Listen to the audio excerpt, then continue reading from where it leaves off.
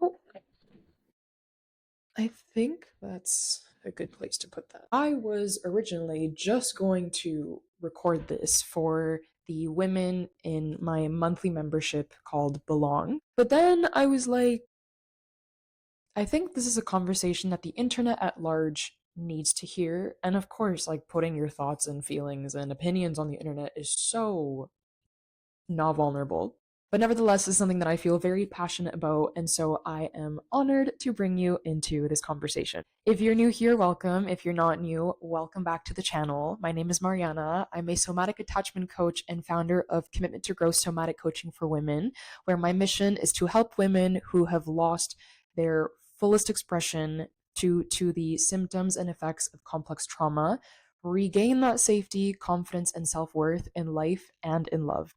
And today, the masterclass, the rant that I will be taking you through are 3 myths and 3 truths about secure attachment. Everybody and their mother in the world of Insta therapy and TikTok and pop psychology is talking about attachment, things like anxious, avoidant attachment, finding a secure partner, building a secure relationship. And it is so easy to lose what this really means and what this is really about beyond the checklists and diagnoses that the online world likes to throw out there about what experiencing each attachment style means and what it doesn't, and what it means to have a secure partner and why you deserve a secure partner. So, today, given that I help codependent, avoidant women find and keep love, I thought that this would be a wonderful topic to disseminate, detangle, and really define together. And by the way, I should just quickly say that if you are watching this on YouTube, you are probably watching this on the Letters to and From Women channel. And you'll be the first to know that I am relaunching my podcast from previously being the Commitment to Growth podcast into the Letters to and From Women podcast, which will be all about healing our feminine shame and reclaiming our experience of womanhood in life and in love. So if you like what I chat about in this video, I suggest you subscribe, you like, and you stick around for when the podcast drops in February of 2026. I'm just gonna get right to breaking down what attachment is real quick, and then I'm gonna get right into the myths of secure attachment, because my goal is to take any predispositions that you might understand from the world of Insta therapy about secure attachment and make you rethink everything twice. My definition of attachment as a somatic attachment coach, we can think about it in 2 ways. The first being that attachment is the filter through which we process, interpret, and integrate information about a person's words and actions towards us based off of how our view of relationships was formed and developed through early childhood experiences and other later life experiences that may or may not have been traumatic or influential to our understanding of love, trust, and safety in connection. The second definition that goes in tandem with this that I have is that attachment is not just the filter, but it is also the vehicle that allows for love, care, kindness, compassion, and trust to flow between us and other people. But for that vehicle to form, the filter has to be right. We have to be wearing the right colored glasses through which to see the world to willingly create that vector between us and others. Now, I am going to assume that if you clicked on this video, you might be someone who identifies with more of an insecure attachment style, i.e., avoidant or anxious or disorganized attachment. Because the truth is that a lot of the population does have more of an insecure attachment stance, and it can be really exhausting and really draining and really confusing to navigate relationships when you are constantly buffering against these overwhelming sensations within us about whether or not to go in fully on relationships, to trust other people, to give ourselves fully to the experience, etc., etc. And so my goal first here is to go right into the myths, because there is so much noise to cut through that I really want you to move away from as we head into this discussion. So I'm going to get right into the myths. Myth number 1 about secure attachment is that secure attachment is a nervous system state. It is not a personality. Why I say this is because A lot of the narrative online about dating especially tells you, oh, you deserve a secure person, you're better off dating a secure partner, your secure partner will automatically make you secure. And because a lot of this language is meant to be simplified for understanding and for quick explanation, it's very easy to attach the word secure to an identity or a personality and see ourselves as like fundamentally flawed, which you are not. But the whole reason that a person would have the capacity to have more of a secure attachment stance is because they had the experiences in early childhood that taught them that relationships equal consistency, trust, reliability, dependence, and therefore they can walk into new and existing relationships with this foundation of trust.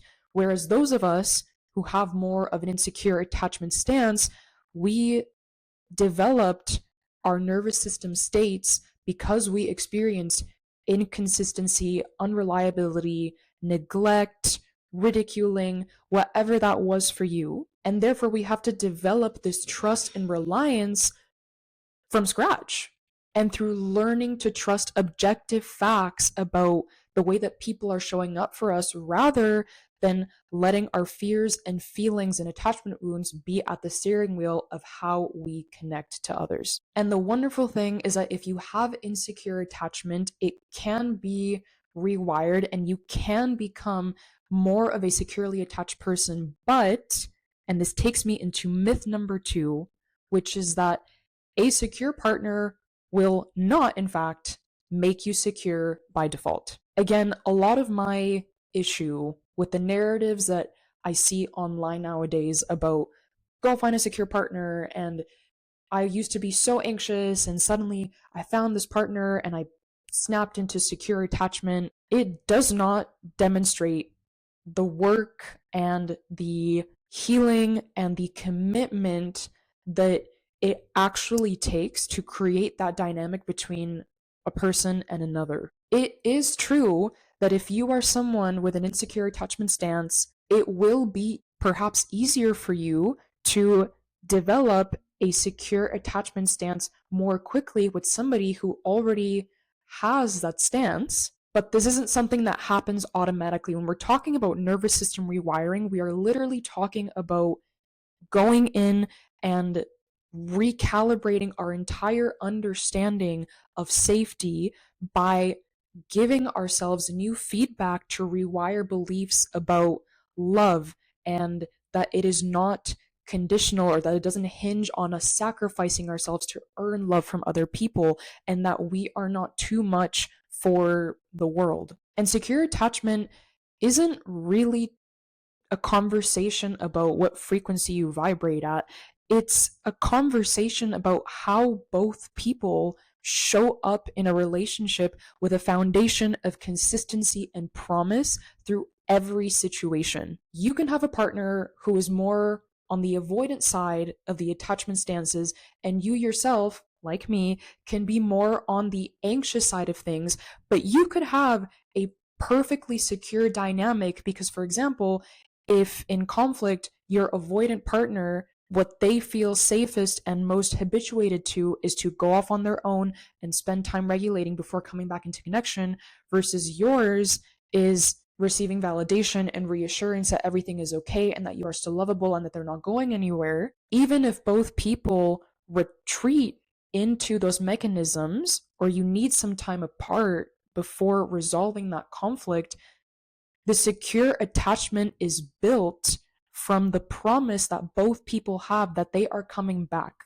that they are continuing to show up, that that person is doing the work on either side to heal and to show up authentically and with objective opinions, and not letting their attachment wounds run the show. And this is also a perfect segue into myth number 3 about secure attachment, which is that secure attachment does not mean less conflict. You can both be securely attached people and still experience a lot of conflict, because that is a very human thing to go through depending on the circumstances of this conflict. But secure attachment dynamics means that your nervous systems are more primed to head into conflict with less attachment wounds about one person abandoning the other, or one person becoming too much emotionally for the other. And secure attachment dynamics allow for those wounds to be there, and they allow room for those wounds to partake in that dynamic, and for both parties to express their fear and their pain behind the conflict. But those wounds are not running the show, and both parties are more able to show up objectively and with a bird's eye view of the situation, rather than retreating into their 4, 5, or even 3-year-old selves, where the seat of those attachment wounds are sitting. Hopefully, the start of that conversation cleared up a lot of misunderstandings that you might have been walking into this with about secure attachment and what it is and what it isn't. So now I will move on to the truths of secure attachment from a somatic attachment coach. Truth number 1 is that secure attachment can, in fact, be improved and created through practice. As I mentioned before many times throughout this video, secure attachment is about consistent promises to repair, to show up, and to hold space for the emotions and fears and worries about each partner with any relationship dynamic. And when you hold space for those fears, you start to decrease the shame that is sitting in the seat of our attachment wounds, that is recreating all of his worry and pain inside of us. And when our inner children can see and start trusting in the consistent, repeated actions of our partners, when they show up for us, when they hold space for us, when they tell us that we're not too much and we are in fact enough, etc., that is the substance that starts rewiring those deep-seated beliefs, and learning to attune ourselves to these consistent promises is what teaches our nervous systems to soften and to give into the full capacity of the relationship. Truth number 2 about secure attachment, and you might not want to hear this, but here it goes. You do, in fact, have to rewire your nervous system to experience secure attachment. Again, as I said, this is done through consistency and through learning to integrate new feedback about your worth, how lovable you are, about your enoughness, and about your desirability from the ways that your partner shows up for you. And as you start to develop a completely different image about yourself and your worth, your nervous system starts to relax, it starts to trust, it starts to feel safer in your authentic expression before your partner, because they've given you the evidence to trust in their words and in their actions. If you or someone you know has ever gotten into a relationship and people start saying things like, oh my gosh, that person is glowing and they're totally different and they're so much more confident and they're so out of their shell and they're doing all these wonderful things. Yes, it's because being in love is absolutely wonderful, but it's also because your attachment system is rewiring itself. Your nervous system is completely recalibrating as it experiences safety and unconditional love and acceptance, sometimes for the first time in our lives. And when this happens and we start to feel safer showing up as authentically ourselves, because we start seeing that we can be that way, and within our fears and within our worries and within our emotional moments, and there is someone who still accepts us through all of that, we start walking through the world as sovereign, worthy beings. And to me, that is one of the most profound experiences that loving relationships can provide for us. And truth number 3, last but not least, secure relationships do in fact experience more long-term success. Because when there is consistency, and when there is promise, and when there is healthy conflict that leads to more of a strengthening between the bond that exists between two people, the glue between both of those people becomes stronger, the depth of intimacy also increases, and the level of satisfaction and excitement and love that we develop for the people who we share these dynamics with also increases. That is all I have for you in today's video. If you enjoyed this content, I encourage you to like, subscribe, and even send it to a friend or your partner if you feel that they need to hear it. If you want to get content like this more frequently and in more of a guided format to implement it into your life and to your relationships, I do have a membership called Belong, which is my sisterhood for somatic healing, where we meet multiple times a month and I lead virtual sisterhood sessions on codependency, on healing anxious and avoidant dynamics, and learning how to be more vulnerable in relationships. All in all, conversations with guided exercises, somatic experiencing, to help you rewire your attachment system to create more lasting change in your current relationship, or if you're single and looking for love, to help you break out of toxic relationship dynamics and stop attracting emotionally unavailable people. The link for how to join us and to get 3 months for free as my offer for New Year of 2026 will be linked in the comments below this video. Thank you again for tuning in, and I hope to see you in the next video.